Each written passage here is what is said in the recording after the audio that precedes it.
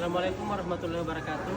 Perkenalkan, saya Sahril SPDD, mahasiswa batch 2 PPG dalam jabatan 2024 UIN Salatiga akan mengadakan PPL di SMP DDI Mangkuso. Terima kasih. Waalaikumsalam warahmatullahi wabarakatuh. Anak-anak sekalian, bagaimana kabarnya hari ini? Baik. Jadi sebelum memulai pembelajaran, marilah kita menyiapkan dan berdoa terlebih dahulu. Contoh kelasnya, silakan.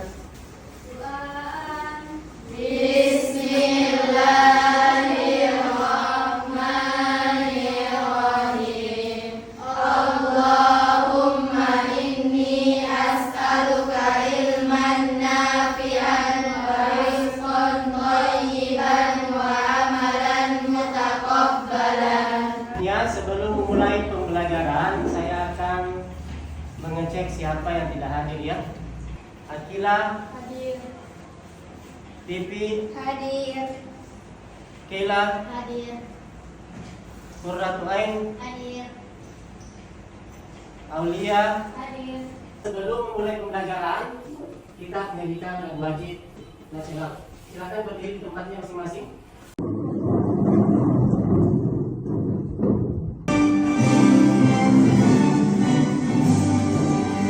Indonesia Raya merdeka, merdeka tanahku, negeriku yang ku cinta. Indonesia Raya merdeka, merdeka, hiduplah Indonesia Raya. Indonesia Raya merdeka, merdeka tanahku, negeriku yang ku cinta. Indonesia Raya merdeka, merdeka, hiduplah Indonesia Raya. Jadi, tujuan pembelajaran kita pada hari ini ada 5 anak-anakku ya. Yang pertama, memahami pengertian riba dalam jual beli dan hutang piutang. Yang kedua, menganalisis jenis-jenis riba dalam Islam. Yang ketiga, menganalisis dampak negatif riba terhadap individu dan masyarakat. Yang keempat, membandingkan transaksi yang mengandung riba dan bebas riba. Yang kelima adalah mengaplikasikan nilai-nilai Islam dalam menghindari riba dalam kehidupan sehari-hari. Jadi ini ada 5 tujuan pembelajaran yang akan kita capai pada bab ini. Selanjutnya, apa itu riba? Jadi riba adalah istilah dalam bahasa Arab yang merujuk pada segala bentuk keuntungan atau tambahan yang diperoleh dalam transaksi yang dianggap tidak adil atau haram menurut hukum Islam. Dalam konteks ekonomi dan keuangan, riba sering dikaitkan dengan bunga yang dikenakan pada pinjaman uang, di mana seseorang yang meminjamkan uang akan mendapatkan keuntungan tanpa melakukan usaha atau resiko apapun. Jadi itu pengertiannya. Yang selanjutnya, jenis-jenis riba ada 2. Ada riba al-fadl, ini terjadi ketika ada pertukaran barang sejenis dalam jumlah yang tidak sama dengan tambahan atau kelebihan yang diambil oleh pihak tertentu tanpa alasan yang sah. Misalnya, menukar 1 kg emas dengan 1,5 kg emas yang menyebabkan pihak yang menerima tambahan mendapatkan keuntungan tanpa usaha atau resiko yang sah. Yang kedua, riba al-nasi'ah. Ini merujuk pada bunga yang dikenakan dalam pinjaman uang, di mana pihak yang meminjamkan uang akan mendapatkan tambahan jumlah yang lebih besar daripada jumlah pokok pinjaman yang diberikan. Misalnya, jika seseorang meminjamkan uang 1 juta dan setelah jangka waktu tertentu peminjam harus mengembalikan 1.200.000, maka kelebihan yang 200 ini dianggap sebagai Riba. Jadi itu. Selanjutnya, contoh penerapannya dalam sehari-hari. Ini yang pertama, pinjaman dengan bunga, ini biasa di bank. Terus selanjutnya kartu kredit, Selanjutnya transaksi beli barang dengan pembayaran asuransi dan bunga. Selanjutnya perdagangan dengan tangguh atau murabahah yang melibatkan bunga. Selanjutnya bunga atas tabungan atau deposito atau pinjaman online dan rentenir. Selanjutnya anak-anak sekalian, di sini ada orientasi masalah, bisa diperhatikan. Ini adalah kasus seorang pemilik toko yang menawarkan barang dengan harga yang lebih murah. Jika pembeli membayar tunai, tetapi lebih mahal jika dicicil. Apakah ini termasuk riba? Ada yang bisa? Ya, silakan berdiri di tempatnya. Jika pemilik toko menawarkan barang dengan harga yang lebih murah untuk pembayaran tunai dan harga yang lebih mahal untuk pembayaran dicicil, maka ini tidak dianggap sebagai riba. Alasan utamanya adalah karena perbedaan harga tersebut bukan merupakan tambahan atau keuntungan yang diperoleh atas dasar pinjaman atau utang, melainkan perbedaan harga yang wajar berdasarkan metode penjualan. Ya, itu. Terima kasih. Beri tepuk tangan sama.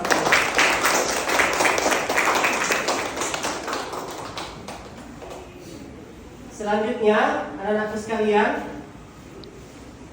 kalian akan saya bagi atas dua kelompok. Ini kelompok A, di sini kelompok B. Jadi kita diskusikan bersama-sama apa itu riba dan bagaimana jenis-jenisnya. Saya akan bagi kalian KPD. Silakan bergabung dengan kelompoknya. Akan diskusi balik ke belakang. Balik ke belakang.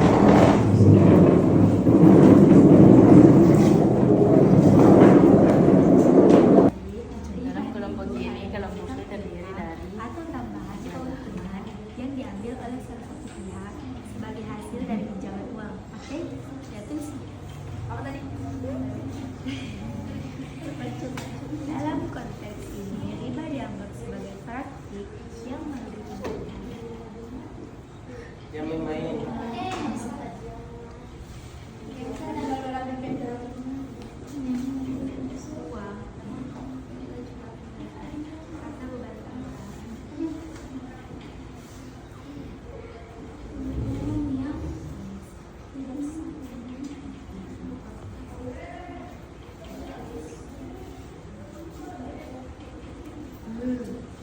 Anak-anakku sekalian, kalian akan mempresentasikan hasil diskusi kelompok kalian. Kelompok A, siapa yang bisa tampil di atas? Silakan.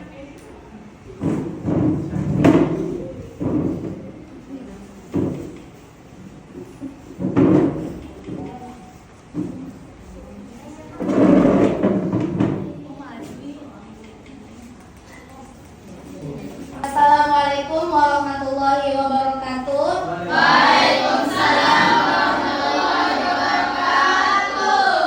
Saya perwakilan dari kelompok A akan mempresentasikan hasil diskusi dari kelompok kami. Riba dalam jual beli merujuk kepada transaksi yang mengandung unsur keuntungan yang tidak sah menurut hukum Islam. Secara umum, riba adalah tambahan yang diterima atau diberikan dalam suatu transaksi dan tidak sesuai dengan syarat-syarat yang ditetapkan. Dalam ajaran Islam, dalam konteks jual beli, riba dapat muncul dalam beberapa bentuk, antara lain yang pertama, riba al-fadl, riba dalam barang yang sejenis. Ini terjadi ketika ada perbedaan nilai, misalnya menukar emas dengan emas, tetapi ada yang selisih antara jumlah atau kualitas yang diterima. Sekian dari hasil diskusi dari kelompok kami. Beri tepuk tangan untuk kelompok. Kelompok selanjutnya adalah kelompok B. Siapa yang bisa wakil kelompok B? Silakan. Assalamualaikum warahmatullahi wabarakatuh. Waalaikumsalam warahmatullahi wabarakatuh. Kami dari kelompok B akan mempresentasikan hasil diskusi tentang riba dalam hutang piutang. Riba dalam hutang piutang adalah tambahan atau keuntungan yang diambil oleh sebagai hasil dari pinjaman uang di luar pokok pinjaman yang tidak sah menurut ajaran Islam. Dalam konteks ini, riba dianggap sebagai praktik yang merugikan pihak yang meminjam uang karena beban tambahan yang dikenakan pada mereka atas dasar pinjaman. Dalam sistem keuangan tradisional, riba seringkali muncul dalam bentuk bunga yang dibebankan kepada peminjam. Misalnya, jika seorang meminjam uang, pihak yang meminjamkan uang tersebut akan meminta pengembalian lebih banyak daripada jumlah yang dipinjam dengan perhitungan bunga. Beberapa ayat membahas tentang riba antara lain adalah surah Al-Baqarah ayat 275. Allah Subhanahu wa taala berfirman, "Orang-orang yang memakan atau mengambil riba tidak dapat berdiri melainkan sebagai orang yang berdiri karena ditipu syaitan. Itu adalah karena mereka berkata, sesungguhnya jual beli itu sama dengan riba. Padahal Allah telah menghalalkan jual beli dan mengharamkan riba." Dalam konteks hutang piutang, larangan riba mengajarkan agar transaksi keuangan dilakukan secara adil tanpa adanya unsur eksploitasi seperti murabahah, mudarabahah, dan musyawarakah yang menekankan pada prinsip bagi hasil atau transaksi yang saling menguntungkan bagi kedua belah pihak. Contoh riba dalam hutang piutang: yang pertama, bunga pinjaman. Seorang meminjam uang dan harus membayar kembali dengan bunga yang lebih tinggi daripada jumlah yang dipinjam. Yang kedua, kenaikan jumlah pinjaman. Jika seorang peminjam tidak dapat melunasi hutangnya pada waktunya, pihak pemberi pinjaman mengenakan biaya tambahan atau bunga sebagai penalti. Prinsip dasar riba: yang pertama, riba al-nasi'ah, riba yang terkait dengan penundaan pembayaran hutang. Misalnya, pinjaman yang harus dibayar dalam jangka waktu tertentu tetapi dikenakan bunga sebagai tambahan. Yang kedua, riba al-fadl, riba yang terkait dengan pertukaran barang yang sejenis dalam jumlah yang berbeda. Misalnya, menukar satu jenis uang dengan jumlah yang lebih banyak tanpa dasar yang jelas. Dengan demikian, dalam Islam, praktik riba dalam hutang piutang sangat dihindari karena dapat menimbulkan ketidakadilan dan merugikan salah satu pihak, terutama pihak yang meminjamkan uang. Sekian dari kelompok kami. Terima kasih. Beri tepuk tangan untuk kelompok B.